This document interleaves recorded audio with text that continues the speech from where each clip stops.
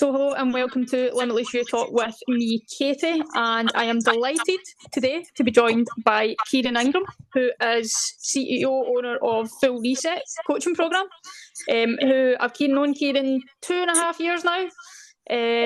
First person to train with in the coaching programme that we're in. We didn't realise that I worked in the gym that Kieran trained at. It was kind of, I know you, I know your face. That kind of how it happened. But before we get into things and talking about, certain topics and stuff, who is Kieran? So, to kind of give a wee brief idea of who I am, I always love this, and I love how people always answer. And it's like, they go to, is that, who are you? It's like, oh, I'm a coach.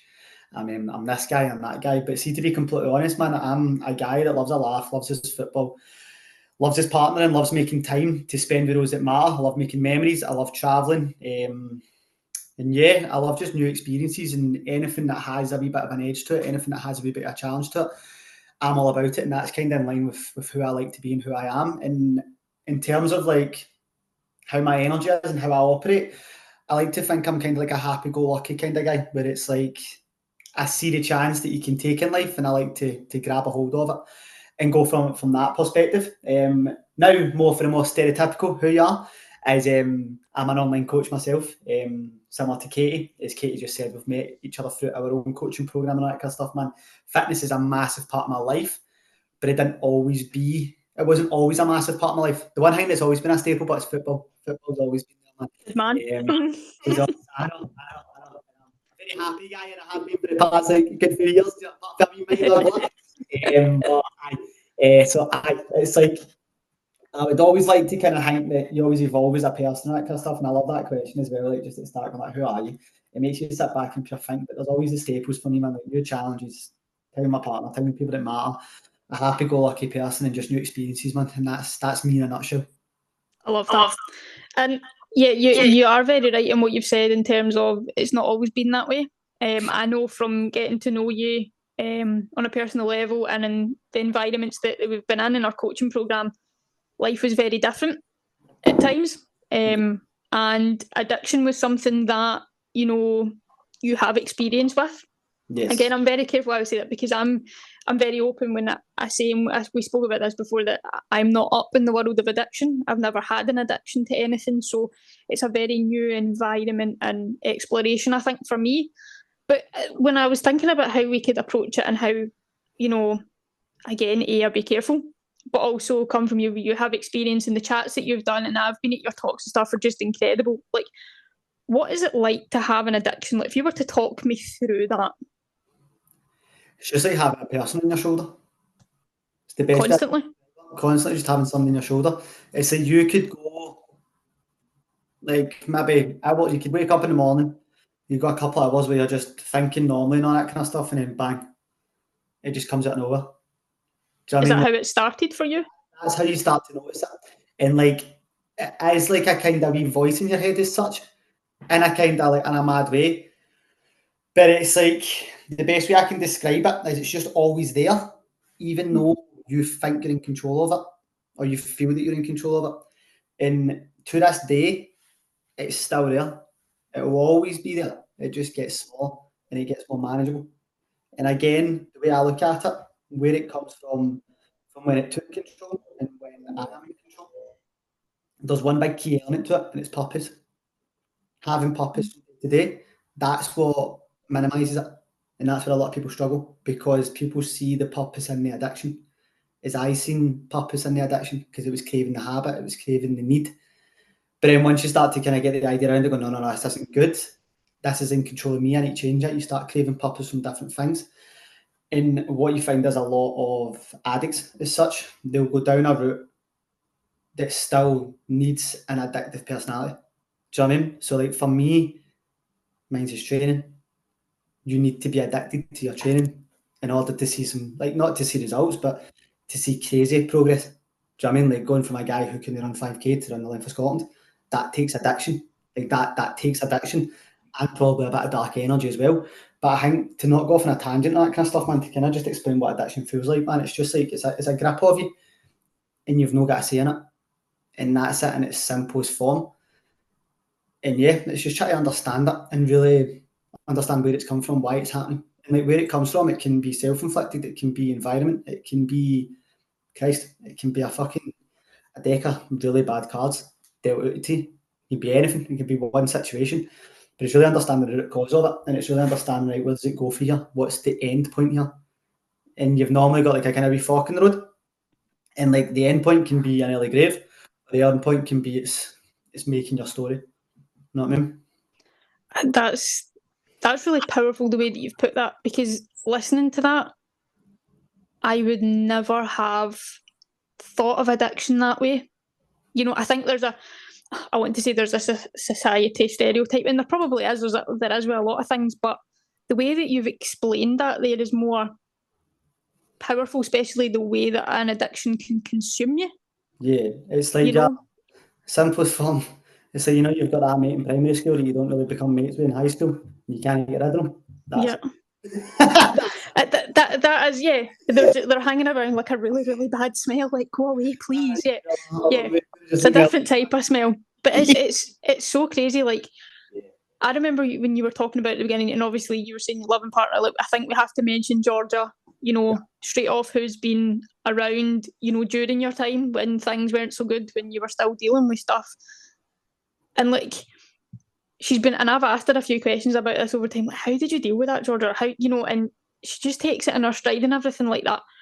And it brings me on to, I wrote down just a 4-worded question. It was, why decide to change? Why decide from the life that you had with addiction, the addictions that you had, the environments you were in, you know, all of that? Why decide to change? For such a simple question, there's such a broad answer because there's many reasons. Like, there's many reasons. Like, I've buried a few of my mates. I've witnessed what addiction can do to other people. I've got a good family. Do you know what I mean? That's the nut of it. Like, Georgia, my mum, my dad, and my sister are good people. Do you know what I mean? And I'm not saying that other people don't, like, their family's not good. A lot of people that do end up and deal with addiction and have seen addiction, it's ingrained in the family as such, and take that with a pinch of salt, right? I don't mean to offend anyone, but it is right. I come from like a good background. I had a decent upbringing. Do you know what I mean? Like, I've obviously got my story, and that's someone else's story as well. But I'll share my story, but I'm not willing to share somebody else's story. That's the simple fact of it, right? But it wasn't all sunshine and rainbows. But the core of my family is good. And like, I was seeing what I was becoming, and I seen what I had became, and I was like, something needs to change for this, and something needs to give. But it was like, there was a very defining moment that I remember when everything had to kind of change, and I'm very grateful for it, and I always talk about it. And it was like, there was one moment when I was just out my nut. I think, like, even from my addiction, right, my addiction was cocaine, right? Just so everyone actually knows what it is, because an addiction can be varied. It can be fucking alcohol, it can be porn, it can be drugs, it can be anything, man, right? It really, really can. But mine's just cocaine, and it got a grip of me. And I'll touch on purpose and all that kind of stuff later on to why it was cocaine. But I remember roughly when it was before COVID, man. I think it was before COVID, and it was like 2020. So I would have been roughly around about 22 at this point. And I remember being in George's house on like a Saturday. Georgia was obviously, she's a hairdresser, so she works Saturdays and that kind of stuff. And it was like noon or 1 p.m. or some shit, man. I'd already started writing a couple of lines and that stuff, like, let's go. And then my head just turned, and I was like, I said, I'm done. I'm gonna go to the local forest, man, and just end it. Like, just call it off, right? And I wrote the letter, and I remember sitting on a bench at Dunedin Pitches, and just like an absolute lunatic, right, just watching this guy and his kid and his dog just play football. Like, again, just watching them play football, and I was like, nah, this does not end here today. And then ran up the road, ripped up the note, and then that was like the kind of first time where I was like, going, right, okay, there's something inside me that doesn't want to give up. It was the first time I went, there's something there, but nothing changed. Like, literally nothing changed and that kind of stuff. I was still getting on it, I was still doing all that kind of stuff, I was still taking gear every day and that stuff. And then it kind of just got to a point where I was like, you are really in a bad way, and you're affecting everyone else around you. And like, if anyone meets my dad's the kind of person that makes sure everyone else is okay. And he was an inspiration to me, and he still is. Obviously, I say that as if he's not here. My dad's here, fucking alive and well, right? But it's like, he was an inspiration to me, and I'm like, I am not the man that he wants me to be. And that really kind of struck a chord with me, and I was like, right, something needs to actually change here. And then I started to get into training. I started to see different opportunities. I started to see how different things were happening. And I started to see like a kind of like glimpse of what life could be like. But I didn't know what that life looked like, if that made sense. Mm-hmm. I was just committed to going, right, let's fucking make something happen here. And like there is an element about me where I've always went, you are going to do something in life. I've always thought that as a kid. Like just like every kid kind of gets that thought, but mine stuck with me even when I was like losing my nut on that stuff. I was like, you're destined to do something here. And then it just kind of hit me and I was like, that's not going to happen if you take cocaine. You need to change. You need to change it.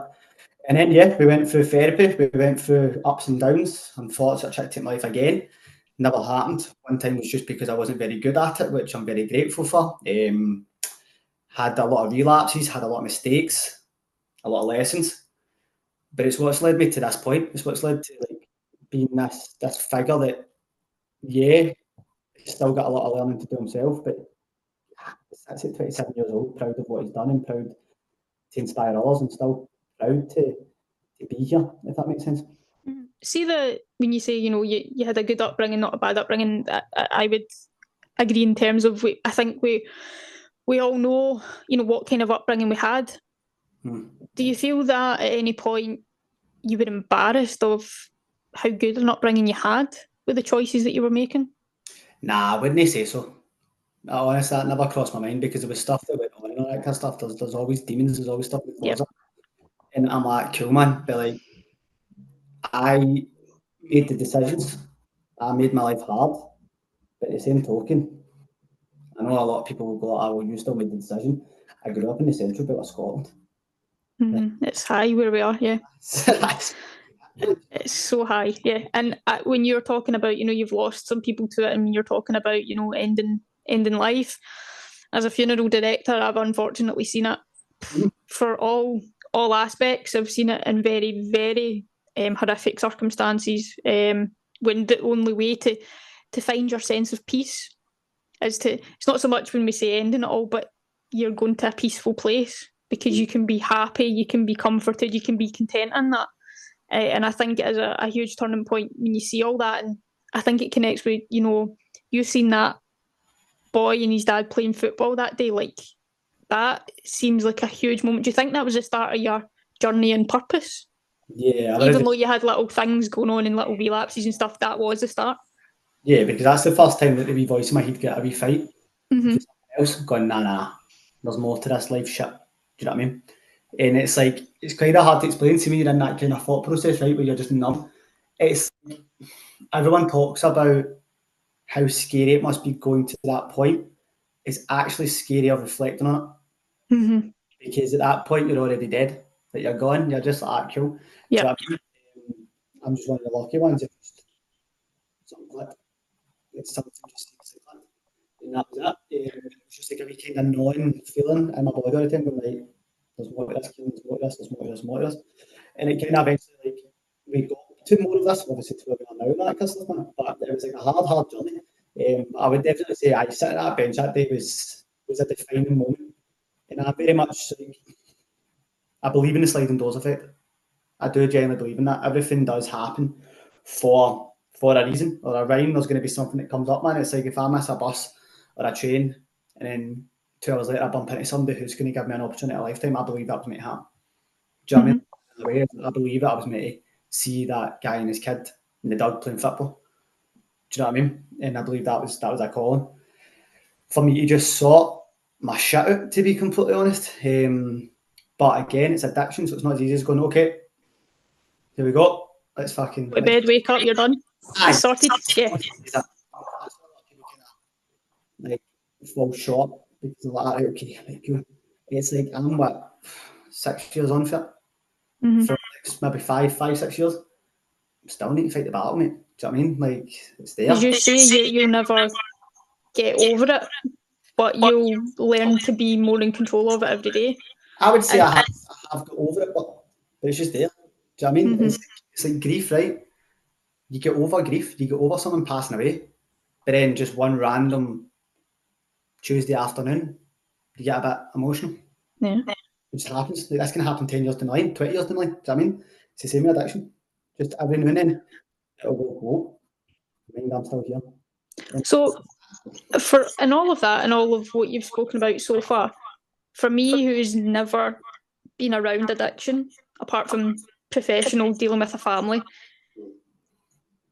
what do I need to know as someone very naive to addiction about someone that's battled it? It's an illness. Mm-hmm. That's the key thing. That's all it is. Just remember that. Treat it like you would treat somebody who has cancer.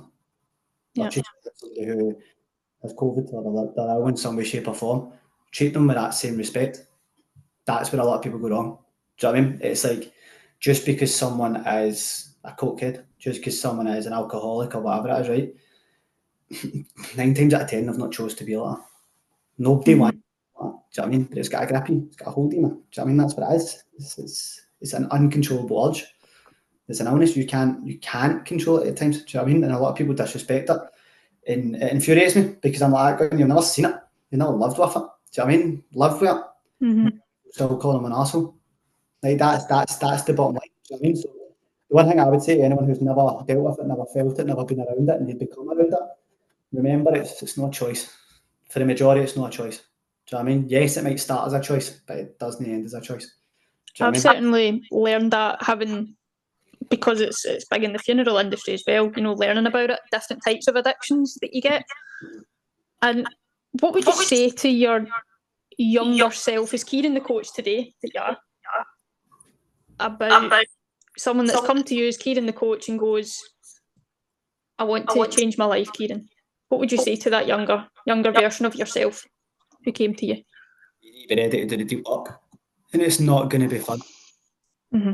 It's like people see like this, the journey of change as such. It's like this pure sunshine and rainbows kind of journey. There's a lot of pain. There's a lot of disconnect. There's a lot of loneliness. There's a lot of questioning. Like, am I doing the right thing? Should I be doing this? There's a lot of ups and downs in that kind of stuff. So you need to be patient with it, but also you need to be willing to just to do the do, and that's it. And that's why a lot of people, not that don't make it, but they don't get there when they think they will, because like you put the work out in front of them, and you're like, I'm going to follow this roadmap, and you'll get there. But what they don't take into consideration is obstacles that might appear up, social events, things that might make you go back a couple of steps, dealing with that kind of feeling, deal with that feel of failure and that kind of stuff. And a lot of people can end up going back away massively because of it and then end up chucking it all together. But I think, like, if I was to speak to myself when I was like 17, 18, 19, is like, one, start to figure out what actually brings you joy now instead of waiting until you're 23, 24. Secondly, be willing to like be a beginner. It's like our pillar inside the extra miles white belt mentality, because it's what helped me. It taught me how to be humble, how to ask questions, how to be a beginner, how to kind of have a mirror held up to you and learn. So I'd be like getting that headspace as soon as possible and like free, and it's just like be okay with making the odd mistake. It's cool. It happens. Do you know what I mean? But it's ownership that really defines it. I think that's super powerful. And we've mentioned obviously a few times the word purpose. Yeah. So what is the purpose? What through all these stages that you've gone through and the deep work journey that you've done so far is now your purpose? My purpose, to be honest, is proving myself wrong. Wow. In a way, because it was always like, you'll not be able to do this. Like, I was never the best at football, never the best in school, never the best at like even like my first jobs, like be painting and all that kind of stuff, never the best at it. So I was always like, I just gonna have a bang average life and that shit. And for me, my purpose is just getting up and just proving everything wrong and just going, right, okay, you can do this. And it just gets bigger and bigger. And I think like as well, what started as a purpose for me to prove myself wrong is now becoming more, and it's to prove to other people that they might be wrong about their own beliefs in themselves, because I am living proof in that. Mm-hmm. So it's like, don't get me wrong, it took me a while to kind of come down to the fact that yes, people do find me as an inspiration because of my journey. Do you know what I mean? Similar to you, Katie, people find you inspirational, but you probably don't see it that way. And it's like, I have actually got to the point where I'm like, going, do you know what? Actually, your story is pretty inspirational, so let's use its fire. So I've really seen my purpose is like a wee bit more than just me now. It's about inspiring the masses, if you will, and really try to show people exactly what is possible. Do you know what I mean? Because we went from a standpoint where you're working 13-hour night shifts, hating your life and that stuff, to now having your own business, running full reset, traveling, doing some crazy challenges and that kind of stuff, and really proving what's possible. Because that is possible. Exactly, because that's possible. Fucking living proof of it. Mm-hmm. It doesn't need to be something big as that, man. But like my purpose started from just getting up in the morning. Do you know what I mean? Just getting up and moving, getting up and going a walk. Do you know what I mean? But again, this is where you need to find out what actually matters to you. Do you know what I mean? It's like people can go, right, I'm going to find purpose in playing football. And you're like, do you actually enjoy going and playing football anymore? And you're like, not really. And I'm like, going, right, well, just because it was your purpose when you're a wee guy doesn't mean it's your purpose now. Do you know what I mean? Your purpose might be painting. Yeah. Do you know what I mean? Anything. It's so powerful in that, because I always used to think that my purpose was X, Y, and Z. It would change, and when I was getting better after my breakdown, I suppose when we met, I was working for, I will not mention the gym, but I was working for a gym and thought that that's where my purpose was, to be in a gym. Yeah. But then the more I worked in that gym and we had that conversation, like I was like that, Kieran, this is what I want to do. You asked me and I was like, that's what I want to do. And you were like, go do it. In fact, you were like, go fucking do it, is what you actually said to me. I always remember. And it was like, and it took me, maybe 18 months to fully like get it going, get it started, be in a position where I am now. But you have to go through all that. The ups and downs, all the emotions, all the, the big challenges, the crappy challenges and things like that. And your life is so different now coming onto that. So you've just ran the length of Scotland. I know, that's crazy, isn't it? Let's just, just casually throwing that in there. And before we started and recording this, I was like, following you, I felt as if I was a stalker, but in a nice way. Everyone. Like, yeah. And I said to you, I was like, you made it look so easy. And I said that to Josh as well, that you're very close to and have been. Like, I was like, he made it look so, and Josh was like, yeah, it's not been. But like, talk me through it. How do you put your addictive energy, if you like, right, into that kind of dark energy that you're talking about and everything? Love a bit of dark energy, man. Yeah, like what running the length of Scotland. I mean, you made it look as if I could do it. Obviously, I can't. That's not even in my peripheral vision at the moment. But like, how you challenged all that to do that crazy challenge. Well, it's funny, man. We were having we had a similar conversation like this in the barbers the other day. Shout out to Berry, man. We were just talking about it. There was a boy in, and I don't know what was said, man. It was one of the boys that was waiting to get his haircut and that stuff, and they were all laughing back and forth. And Berry just went, well, he just ran the length of Scotland and that kind of stuff. I think the boy that was behind us was talking about how he's getting on at the weekend and that kind of stuff, and he can't bother that shit. And then they were talking about how I've went from being that guy to running the length of Scotland and that kind of stuff. And we were having a bit of a laugh about it. He's like, how the fuck do you go for there? And I'm like, going, mate, see when you look across the board, apart from like Ross Edgley, he's like a different breed, right? But see all the guys that are doing these mad feats and that stuff, they all come from like a similar, like, dark place. Mm-hmm. Like, always demons in there. And like, it creates this level of grit. And then again, to touch on, it's like, it's a different kind of pain that's similar to that pain. It's a gnawing pain. Like it's a pain that like is like I was in every day. I was agony.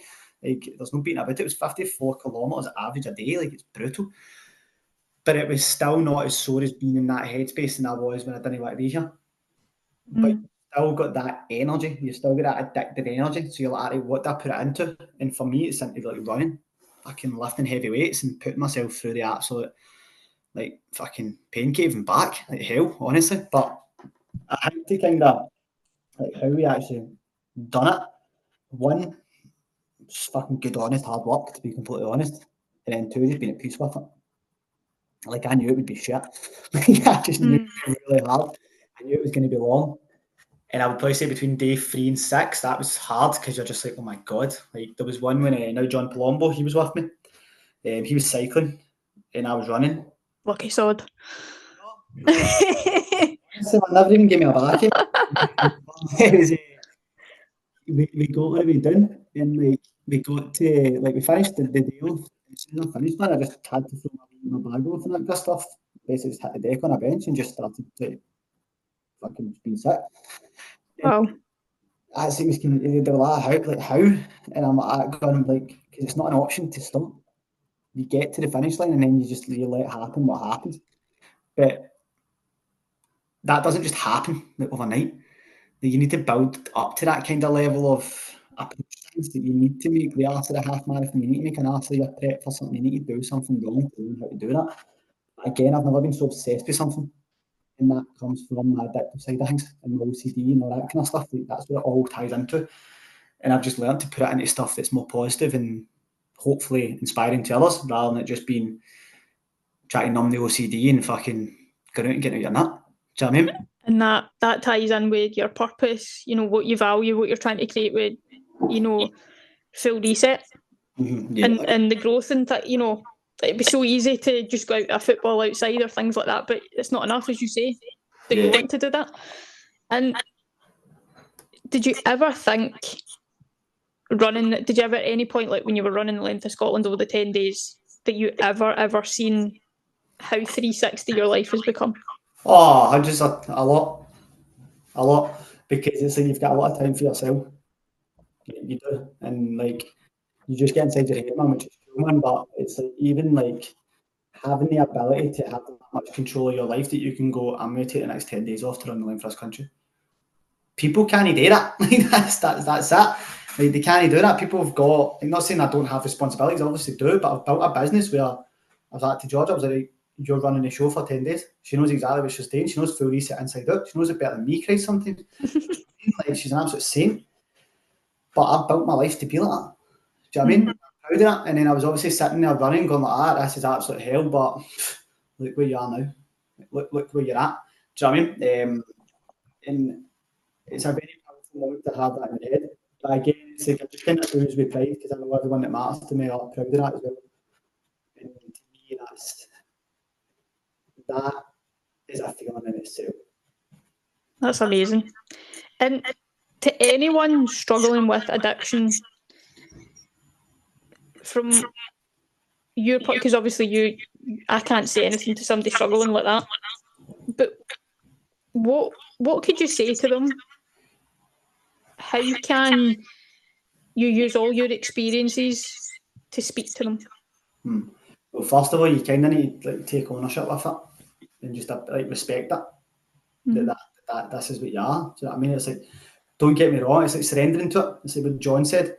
It's like there's a reason why when you go to AA meetings, they go like, "My name's Kieran and I'm an addict." There's a reason why you say that, because you surrender to it. It's people go, no, I'm not an addict. I'm like, mate, you've been taking parties every weekend for like the past like 12 weeks. Yeah. Like, do you know what I mean? And it's like, it's the first thing is just surrendering to it. I love the way John Wynn worded that day.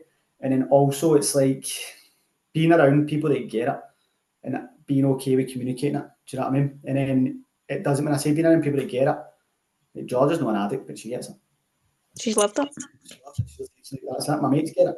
Do you know what I mean? Yeah, be around other people that have been addicted in the past and stuff, of course, right? But just have a good support network that get it. It's like, I learned this the hard way. If your mates are still willing to put out what you're addicted to in front of you when you're trying to stay away from it, get away from them. That's it. And I know that's a hard pill to swallow. Like, you hear a lot in the coaching space, right? Where it's like, look at your environment, right? Like, fucking, if you need to ditch your pals, ditch your pals. I don't agree with that, right? Because like I've got mates that could not give one fuck about fitness.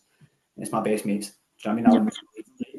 But when it comes to addiction and it comes to that kind of stuff, if you've got mates that you love dearly, right, but they are flaunting in front of you what you know you can't take, you need to step back from it, because that's not helping your cause at all. And they obviously don't care. That's it. You need to put yourself first.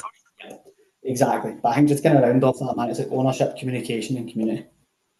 That's massive. The three massive things, man, which obviously I'm very much involved in. Ownership, like, I'll put my hands up to anything. I've made the worst mistakes ever, so how worse can you get? Do you know what I mean? Yeah. Put your hands up, man. Communication, man. I'll chat to everyone about anything. Always have, always will. And then community. I'm surrounded by the right people. You know what I mean? Between my community, ready for anything, my friends, my family. It's something that you need to go in about with a fine toothbrush, because you are that environment. I think learning to grab it with both hands and never letting it go. 100%. It's like the way I always talk about it, right? And like, it's a very Scottish way of saying it, man. But I'm always like, grab life by the balls. That's it. Like, literally. That's balls for anyone that's not Scottish, just in case. Exactly. That's how I was like, going, when they stick to it more than say balls. It's like, grab it by the scruff of the neck, fucking don't let it go, man, and make it yours. Now, it's like, I always talk about writing a story. And Josh always talks about legacy and that stuff, which I love, right? And like, people think about legacy and going, oh, just so you can tell stories and fucking, I'm like, nah, it's your legacy for you, mate. That's what it's about. It's about you. Do you know what I mean? Like, write your story. And the way I always kind of say it to my guys as well, I'm like, go and see if somebody was reading your book, would they shut it or would they continue to read it? if they don't continue to read it, do something about it. So the way that I think that's a good way, and the way that I look at it, obviously if I put it in my perspective, is legacy is the day of your funeral. And whoever that person is that's going to stand up as the master of ceremony at a crematorium or in a church, whatever it would be, they're going to be able to, again, it should be people in a room that know you, but that's the true legacy, because there'll be things in there that only get mentioned at those big significant events. And now it's like your book is when you're here, but your legacy's when you're gone, and at your funeral that's when they get to know about it. It's so amazing how it all connects together. 100%, man. I think it's like you want to make your nearest and dearest proud, man. And like that's not even an addiction thing, man. That's just life. Like every single person here wants to make someone proud.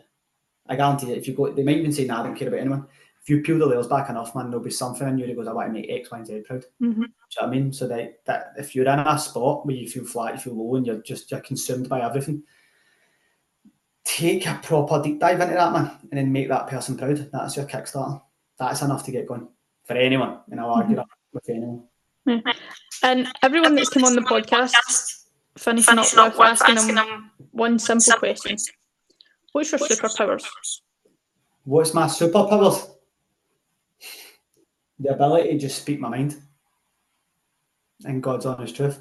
Because a lot of people won't do that. They'll say they'll do it, but whatever comes to my head, I'll speak it. And 9 times out of 10, it will help me get a situation solved. It will help me learn something. It will help me help someone else. But the ability just to speak my truth all the time. And then also I would say the other superpower is just this relentless ability just to keep going. Anything. Like if I'm passionate about something, I'll get it done. Love that.